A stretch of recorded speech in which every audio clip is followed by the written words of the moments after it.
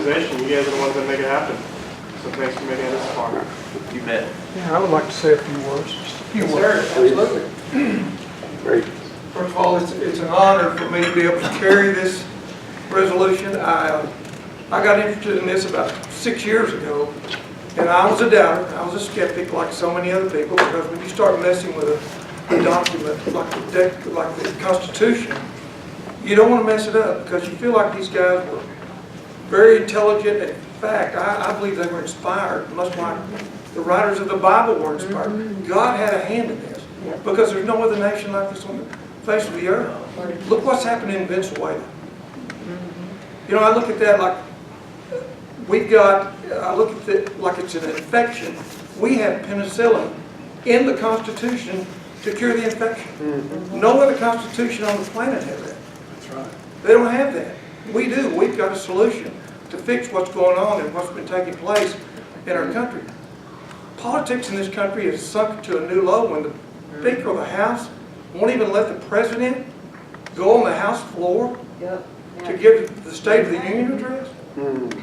That's unprecedented. You know, I grew up, I'm not quite as old as Tom, but I'm real close. I'm a lot older than Mark.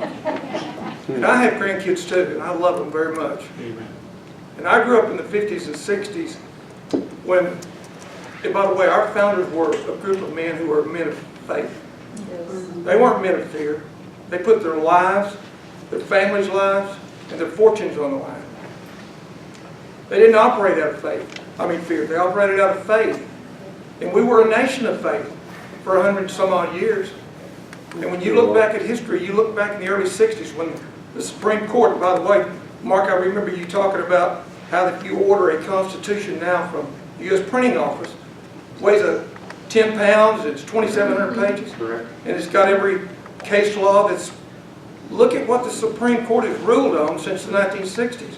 They took voluntary prayer out of school, they took prayer out of school, they took the 10 Commandments off the wall, using a psychologist's opinion who said that seeing a passive display of the 10 Commandments hanging on the wall could be intellectually or mentally causing problems.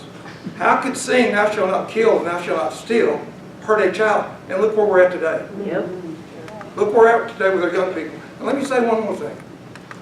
We have elected a whole group of socialists, avowed socialists, that are serving in our Congress. What's going to happen if we elect a president who's a socialist? Hey, we have Article 5 to prevent what's happening in Venezuela. If we don't use what the founders gave us, it's very plain, and all you have to do is read it when they said the delegated powers given to the federal government are few and defined. Those to the states are numerous and indefinite. We're sovereign bodies. They never intended for the federal government to have the kind of powers and all the levels of bureaucracy they've got today. You could peel off dozens of them and you'll still never get to the bottom. And the federal government uses the states against the states. They find a guy that wants to get elected and they go and get him and they get a bill in his name, they get him some publicity, they get him elected, and then they go to his state and set up their pet project with another group of unelected bureaucrats who pass a lot of rules without any public comment, and you get years and years of that. We can never get to the bottom of it. We're in trouble. I'm going to be honest with you.